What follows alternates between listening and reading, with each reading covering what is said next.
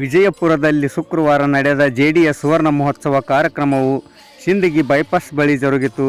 ಕಾರ್ಯಕ್ರಮವನ್ನು ಮಾಜಿ ಪ್ರಧಾನಿ ಎಚ್ ಡಿ ದೇವೇಗೌಡರು ಉದ್ಘಾಟಿಸಿದರು. ಪಕ್ಷದ ಬಾವುಟ ಹಾರಿಸಿ ದೀಪ ಬೆಳಗುವ ಮೂಲಕ ಚಾಲನೆ ನೀಡಿದರು. ಕಾರ್ಯಕ್ರಮದಲ್ಲಿ ಕೇಂದ್ರ ಸಚಿವ ಎಚ್ ಡಿ ಕುಮಾರಸ್ವಾಮಿ ಮಾತನಾಡಿ, ಮಾಜಿ ಪ್ರಧಾನಿ ದೇವೇಗೌಡರು ಆಲ್ಮಟ್ಟಿ ಜಲಾಶಯಕ್ಕೆ ನೀಡಿದ ಕೊಡುಗೆ ಅಪಾರ ಎಂದು ಸ್ಮರಿಸಿದರು.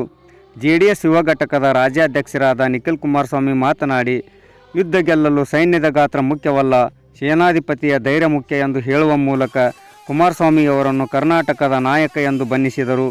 ಈ ಸಂದರ್ಭದಲ್ಲಿ ಜೆಡಿಎಸ್ ನಾಯಕರುಗಳಾದ ಮನಗೂಳಿಯ ಅಪ್ಪುಗೌಡ ಪಾಟೀಲ್, ಇಂಡಿಯ ಬಿಡಿ ಪಾಟೀಲ್, ದೇವರಿಪ್ಪರಿಗೆಯ ಶಾಸಕರಾದ ರಾಜುಗೌಡ ಪಾಟೀಲರು, ಬಾಗಲಕೋಟದ ಹನುಮಂತ ಮಾವಿನ ಮರದ ಸೇರಿದಂತೆ ಹಲವು ಜೆಡಿಎಸ್ ಮುಖಂಡರು, ಲಕ್ಷಾಂತರ ಕಾರ್ಯಕರ್ತರು ಭಾಗಿಯಾಗಿದ್ದರು. ವರದಿ ಸಮಯ ಟಿವಿ ನ್ಯೂಸ್, ವಿಜಯಪುರ. ಅದಾದ ಮೇಲೆ ಏನೇನು ಘಟನೆ ಆಯಿತು ನಾನು ಮಾತನಾಡಲಿಕ್ಕೆ ಹೋಗಲ್ಲ. ಯಾರ ಬಗ್ಗೆನೂ ನಾನು ಲಘುವಾಗಿ ಮಾತನಾಡಲಿಕ್ಕೆ ಬಂದಿಲ್ಲ. ದಯಮಾಡಿ ನಿಮ್ಮಲ್ಲಿ ಕೈ ಮುಗಿದು ವಿಶ್ಲೇಷಣೆ ಮಾಡ್ತೇನೆ. ನಾನು ಇವತ್ತೇನು ಕುಮಾರಣ್ಣವರೇ, ನೀವು ಅಧಿಕಾರಕ್ಕೆ ಬಂದು 2 ಲಕ್ಷ ಹುದ್ದೆ ಖಾಲಿ ಇದೆ, ಅದನ್ನು ತುಂಬಬೇಕು ಅಂತೇಳಿ ಮೊನ್ನೆ ಧಾರವಾಡದಲ್ಲಿ ನಡೆದಂಥ ಒಂದು ಹೋರಾಟ, ನಮ್ಮ ನಿರುದ್ಯೋಗಿ ಯುವಕರು, ನಾವು ಅಧಿಕಾರ ವಹಿಸಿಕೊಂಡ ಮೊದಲನೇ ವರ್ಷ 1.5 ಲಕ್ಷ ಹೆಣ್ಣು ಮಕ್ಕಳನ್ನ ಯಾವುದೇ ಒಂದು ಇಂಟರ್ವ್ಯೂ ಇಲ್ಲದೇನೆ ಅವರಿಗೆ ನೇಮಕಾತಿಯನ್ನು ಮಾಡಿದ್ವಿ. 1.5 ಲಕ್ಷ. ಅರ್ಥ ಮಾಡಿಕೊಳ್ಳಬೇಕು. ಈ 93 ವರ್ಷದಲ್ಲಿ ಬಿಜಾಪುರಕ್ಕೆ ಸನ್ಮಾನ್ಯ ದೇವೇಗೌಡರು ಬಂದು ಹಳೆಯ ಹಲವಾರು ಈ ಭಾಗದ ಅಭಿವೃದ್ಧಿಗೋಸ್ಕರವಾಗಿ, ನೀರಾವರಿ ಯೋಜನೆಗಳಿಗೋಸ್ಕರವಾಗಿ ಯಾವ ಶ್ರಮವನ್ನು ಪಟ್ಟಿದ್ರು ಅಂತಕ್ಕಂಥದ್ದನ್ನು ಇವತ್ತೇನು ಹೇಳಲಿಕ್ಕೆ ಬಂದಿದ್ದಾರೆ. ಬಹಳ ಜನ ಹಿರಿಯರಿದ್ದೀರಿ. ಇವತ್ತಿನ ನಮ್ಮ ಯುವಕರಿಗೆ ಅವರ ನೀರಾವರಿ ವಿಷಯದಲ್ಲಿ ಕೈಗೊಂಡಂತಹ ಯೋಜನೆಗಳ ಬಗ್ಗೆ ಬಹಳ ಜನಕ್ಕೆ ಗೊತ್ತಿಲ್ಲ. ಒಂದು ಬಾರಿ 1983-84 ಇಸ್ವಿನಲ್ಲಿ ಕೃಷ್ಣಾ ನೀರಾವರಿ ಯೋಜನೆಯನ್ನ ಅನುಷ್ಠಾನಕ್ಕೆ ಕೊಡಿಸ್ತಕ್ಕಂಥದ್ದಕ್ಕೆ ವೇಗವನ್ನು ಕೊಡಲಿಕ್ಕೆ 200 ಕೋಟಿ ಹಣವನ್ನು ಕೇಳಿದ್ರು ಅವತ್ತಿನ ಮುಖ್ಯಮಂತ್ರಿಗಳಿಗೆ. ಅವತ್ತಿನ ಮುಖ್ಯಮಂತ್ರಿಗಳು ಮತ್ತು ಅವರ ಅಧಿಕಾರಿ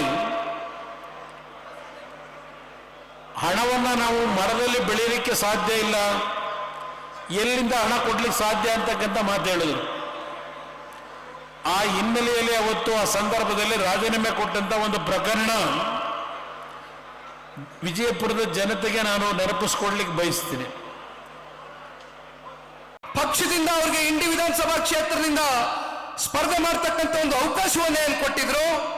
ಅತ್ಯಂತ ಅಲ್ಪ ಮತದಿಂದ ಅವರು ಪರಾಜಿತಗೊಂಡಿದ್ರು ಕೂಡ ಬಹುಶಃ ಅವರು ಅತ್ಯಂತ ಜನಪ್ರಿಯತೆ ಮತ್ತೆ ಜನಾನುರಾಗಿಗಳಾಗಿ ಇಂಡಿ ವಿಧಾನಸಭಾ ಕ್ಷೇತ್ರದಲ್ಲಿ ಇವತ್ತಿಗೂ ಕೂಡ ಹೋರಾಟದ ಕಿಚ್ಚನ್ನ ಬಿಡದೆ ಓಡ್ತಾ ಇರ್ತಕ್ಕಂಥದ್ದು ನೋಡಿದ್ರೆ 100ಕ್ಕೆ 100 ಇಂಡಿ ಭಾಗದಿಂದ ಬಂದಿರತಕ್ಕಂಥ ಎಲ್ಲ ತಂದೆ ತಾಯಂದಿರುಗಳು, ಯುವಕ ಮಿತ್ರರು ಮುಂದೊಂದು ದಿನ ಬಿಡಿ ಪಾಟೀಲ್ರನ್ನ ಶಾಸಕರಾಗಿ ಮಾಡ್ತೀರಾ ಅಂತಕ್ಕಂಥ ಸಂಪೂರ್ಣ ಆತ್ಮವಿಶ್ವಾಸ ಈ ಪಕ್ಷದ ಒಬ್ಬ ಯುವ ಕಾರ್ಯಕರ್ತರಾಗಿ ನನ್ನಲ್ಲಿದೆ.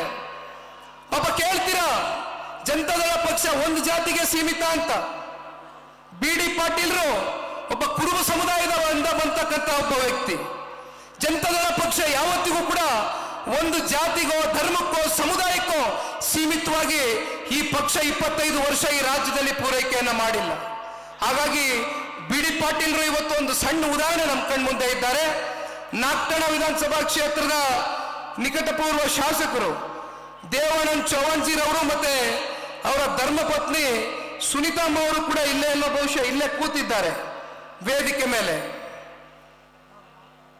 ಬಹುಶಃ ಇವತ್ತಿನ ಈ ಒಂದು ಸಮಾವೇಶ ಪ್ರಾರಂಭ ಆದಾಗ ಒಂದು ಕಿರುಚಿತ್ರವನ್ನು ನಾವು ನೋಡ್ತಾ ಇದ್ವು.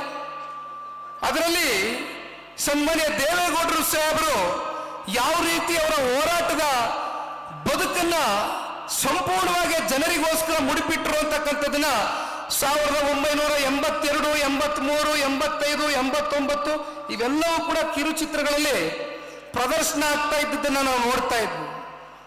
ಬಿಜಾಪುರ ಜಿಲ್ಲೆ ಮತ್ತೆ ಬಾಗಲಕೋಟೆ ಜಿಲ್ಲೆಯಲ್ಲಿ ಆಧುನಿಕ ಭಗೀರಥ ಅಂತಕ್ಕಂಥದ್ದು ಅನ್ನಿಸ್ಕೊಂಡಿದ್ರೆ ಯಾರಾದ್ರೂ ಅದು ಪುಣ್ಯಾತ್ಮ ಸನ್ಮಾನ್ಯ ದೇವೇಗೌಡರು ಸಾಹೇಬ್ರು ಇವತ್ತೇನಿಲ್ಲಿ ಕೂತಿದ್ದಾರೆ ಈ ವೇದಿಕೆಯಲ್ಲಿ. ನಾನಿವತ್ತು ಒಂದು ಮಾತನ್ನ ತಿಳಿಸ್ಲಿಕ್ಕೆ ಬಯಸ್ತೇನೆ, ಒಂದು 2-3 ಅಂಶಗಳನ್ನ ಮಾತನಾಡಬೇಕು ಅಂತ ಹೇಳಿ ಅವರಲ್ಲಿ ಮನವಿ ಮಾಡ್ತಾರೆ.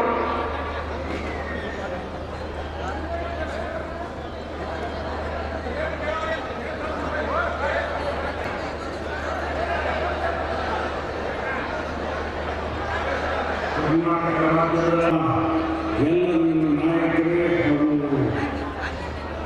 ಶಾಸಕರೇ ಮಿತ್ರರೇ, ಕರ್ನಾಟಕದ ಇತಿಹಾಸ ಎಂದಿಗೂ ಕೂಡ ಮರೆಯಲಾಗುವಂಥ ಕೆಲಸ. ಉಳಿಯ ಹೋಗುವಂಥ ಜನ 35-40 ವರ್ಷಗಳಿಂದ ನೆರವಿಗೆ ಬಿದ್ದಿತ್ತು. ನಮ್ಮ ಆಲ್ಮಟ್ಟಿ ಕೃಷ್ಣ ಮೇಲ್ಗಂಡೆ ಯೋಜನೆ ಅದಕ್ಕೆ ಹಣ ಕೊಟ್ಟವರೇ.